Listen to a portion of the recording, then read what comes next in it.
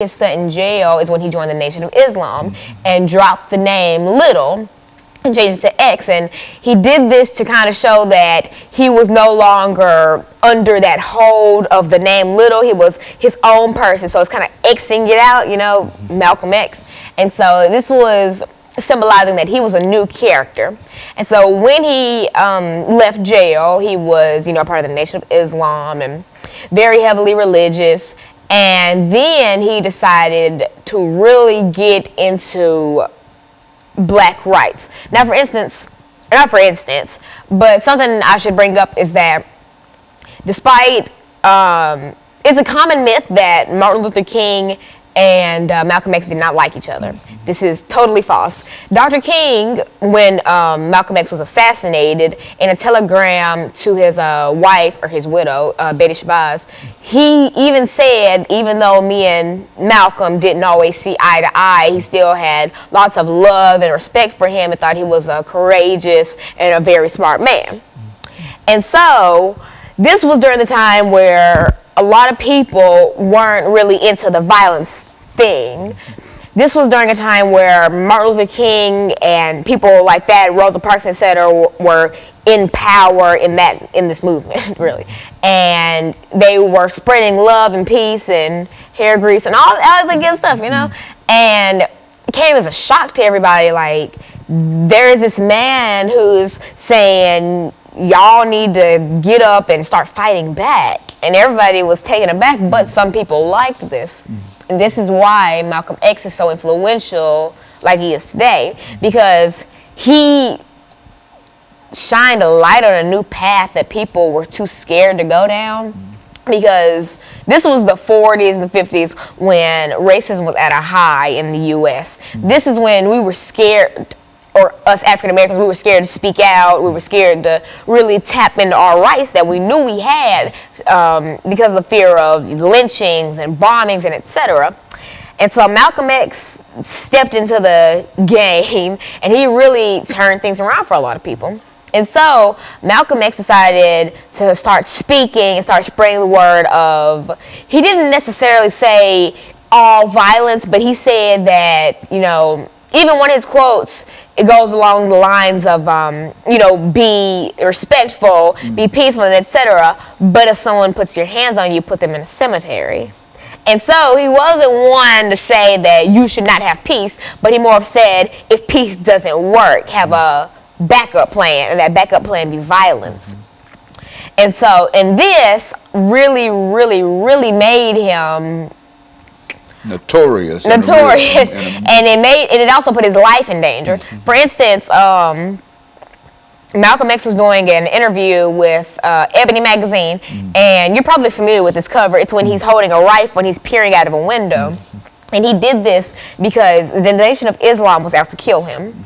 And he even said this in interviews, so I'm not just going off of this. Like, the Nation of Islam really wanted to kill this man, and they wanted to do this not because of what he was preaching. Well, partly because of what he was preaching, and another fact because he got tired of the Nation of Islam and wanted to leave, and so he left that and started doing his own thing. And he was still Islamic, yes, but he just wasn't a part of the Nation of Islam. And because of this, he outraged so many people, so many members of the Nation of Islam who were also FBI informants. And mind you, they were already looking at Malcolm X because since he was preaching all this violence and stuff, when stuff would go down with white police officers and etc., of course he would be a prime suspect. Why? Because if he's preaching this stuff, he's probably doing it. And so the U.S. government and the NYPD already had his eyes on him, already had their eyes on him. And with the Nation of Islam being out for his head, it just made a world of trouble. For instance, Martin Luther King, Malcolm X's car was bombed. I think it was about a week before his assassination. I think a couple of days before his assassination, his house was set on fire. And this really scared Malcolm, but it also, it scared him, but it didn't deter him and it didn't surprise him because he knew that there would be a price to what he was preaching.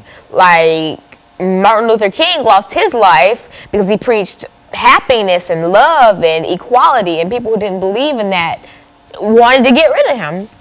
And Malcolm X was no stranger to violence of others. Like, for instance, when he was 6 years old, his father was killed by the Ku Klux Klan. He was decapitated in a car accident. And his mother, a few years afterwards, had to be put into a mental hospital because she went crazy after the death of Malcolm's father. And so he was just starting to see a repeat of the childhood experiences that left him an orphan, and the childhood experiences that really fueled the fire for the anger and the burning passion he had in his heart. And so this made him have a whole new outlook on everything that people were doing to him. And that's what really formed the grit that we all know as Malcolm X.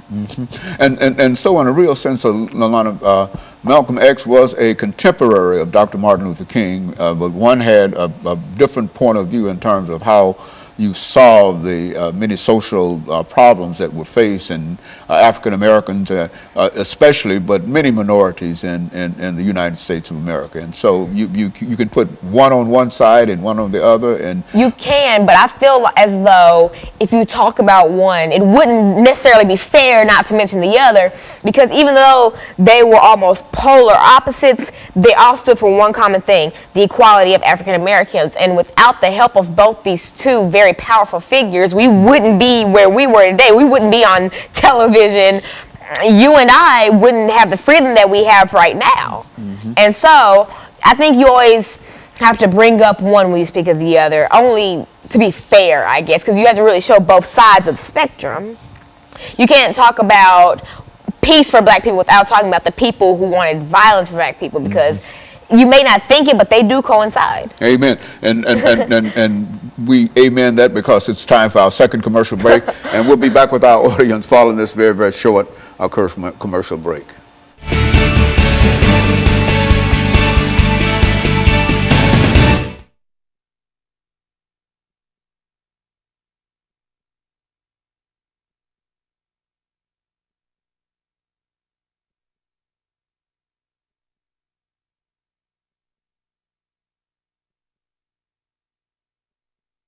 Which is, well, you know, the Hajj is one of like the 5 pillars. Is it 5 pillars of Islam? I can't name the other ones, but I know that he completed the Hajj, and it's what he went to Mecca. He went to Mecca, and it's, well, I can talk about it a little bit. I can talk about what the Hajj was, and how he did it, and how it influenced. It had an impact upon him, and etc. Yeah, and how he joined like Sun Islam. Sunni Islam is when he left the Nation of Islam. Yeah, I can talk about a little bit, and then I'll talk about his death, and then get into the BLA. Okay, yeah, well, we got 10 minutes, and so the first thing you want to talk about is when it comes later life / death. Okay.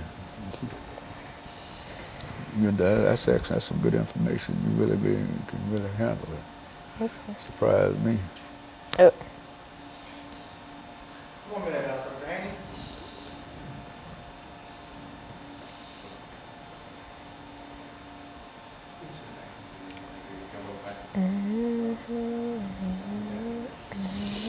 Yeah, this is good. That's good information. You're doing an excellent job in reference to this. I'm talking about Malcolm X. 30 seconds out, Dr. Haney. And you're going to talk about his assassination, his death, you know, something. Okay. In the Bronx. In the Abaddon Theater.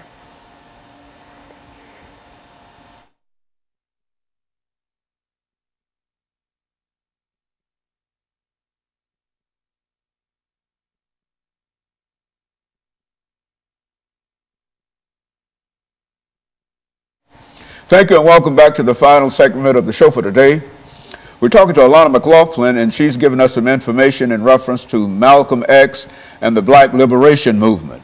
Alana, I think the information that you've given so far has really been encouraging in terms of trying to highlight the life and activities of one of the most important individuals dealing with the Black Liberation Movement. I think you've also given us information in reference to Dr. Martin Luther King and others, and that kind of information. So let's see if we can devote this last segment.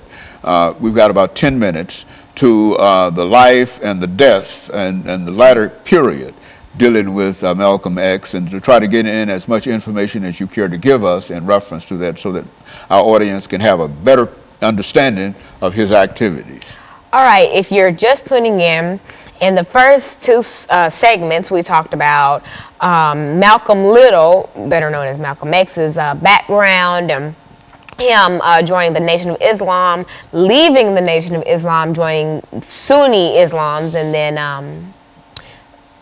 then the Nation of Islam being out for his head because of him, leaving the Nation of Islam and starting to kind of talk not that great about the Nation of Islam, and how it is suspected that the Nation of Islam had help from the NYPD, from the FBI, and the CIA. And so, right now we're at that point of Malcolm X's later life, and this is when he completed the Hajj. And if you're not familiar with this, the Hajj is one of the 5 pillars of Islam, and you're supposed to complete it if you're financially able to. It is from the 8th of some month, I forgot, I am sorry, to sometimes the 13th, but commonly the 12th of that month. And you're supposed to complete it if you can provide for your family while you're gone, and if you can take the time out, if you're physically able. And this is a journey to the Mecca. And so after Malcolm X completed the Hajj, he came back home and he was feeling very renewed, and he was at a good point in his life. He was feeling pretty good, but he didn't know of the terrors that would soon come. Now, I mentioned this in the last subject. A little ways before his death, or I guess the months beforehand, Malcolm X knew he knew he was to be assassinated. He knew that the Nation of Islam was after him. He believed that they had help from the United States government, and he knew that he wasn't going to live that much longer because people wanted his head. White supremacists wanted his head. The Nation of Islam wanted his head. Hey, the government wanted his head. Everybody was out to kill Malcolm X.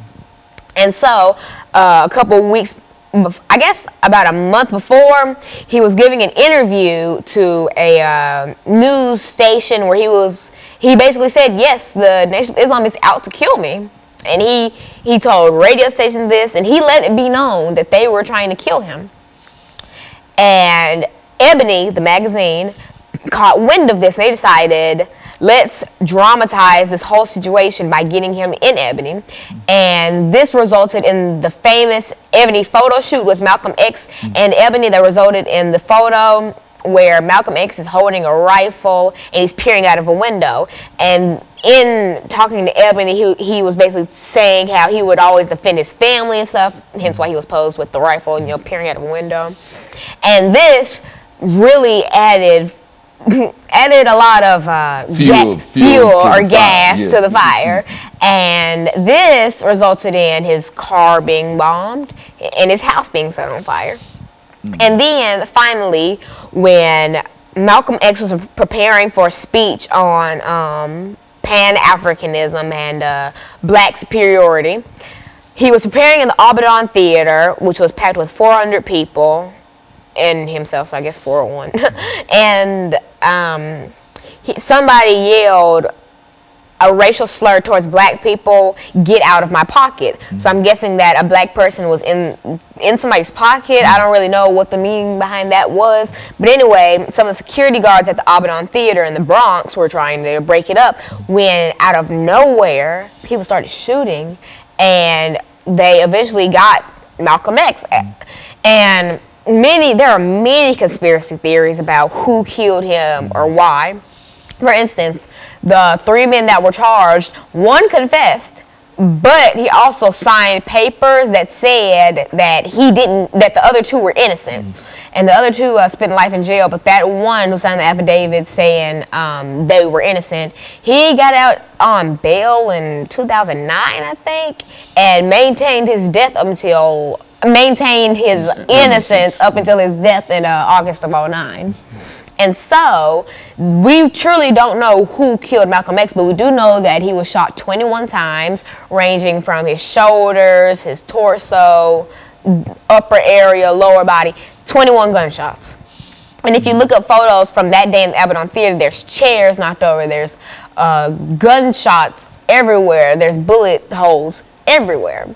And so it is truly, if you look up photos of Malcolm X, you're bound to see the ebony cover and you're bound to see the Abaddon Theater photo. But another thing that people find really weird is they couldn't really search the crime scene because the police covered it up so quick.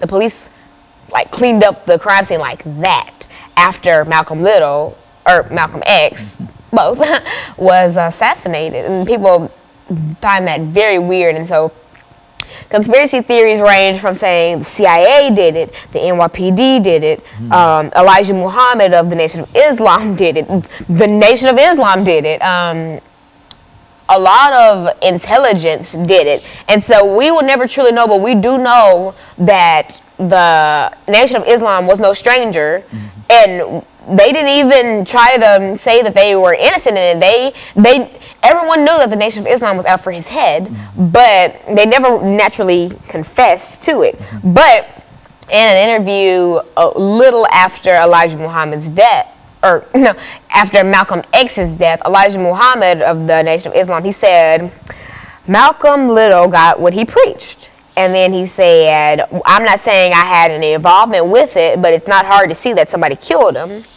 And when you do think about it, it's a tragedy, yes, but I feel as though if you're preaching controversy, someone's going to try to end that.